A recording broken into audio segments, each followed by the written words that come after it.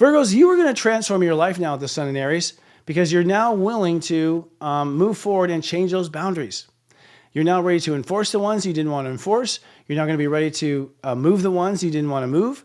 And you're going to be ready to move open up the window in places where you were closed and close down places that you've been taken advantage of. This builds a new transformation of how you are with yourself and trust yourself. And this builds the ability for you to go ahead and change all your boundaries in your life. Now, what this does is at the same time allow you to manifest for the first time real abundance.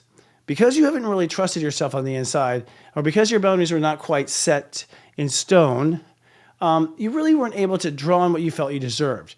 That apprehension inside of yourself turned into apprehension from investors, apprehension from lenders, apprehension from customers who are buying your products.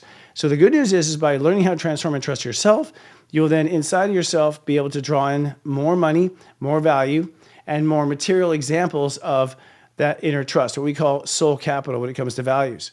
Now, for that to happen, you're going to find that it's now time with Black Moon Lilith to face any fears that you carry in your mind, all right? Your mind might harbor a lot of fear already. I mean, you've got basically Scorpio in that space, so your mind goes to dark places a lot. It's sort of designed to. I think that's how you cope with things like death and mess and things that you face that other humans don't want to face. But every Virgo has their worst nightmare when it comes to where their mind goes. And the universe is saying, it's time for you to get over that. You can no longer fall into those booby traps and let yourself, worry in your mind all day long and all the next day.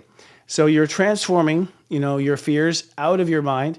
And, and again, recognizing when it's false evidence appearing real, it's just a fear. Now, when Venus crosses over Neptune, you're going to open up and realize that your marriage and partnership can be something so much more profound than you once thought. And you might also realize that your capacity to manifest a healthy relationship is much higher than you ever imagined.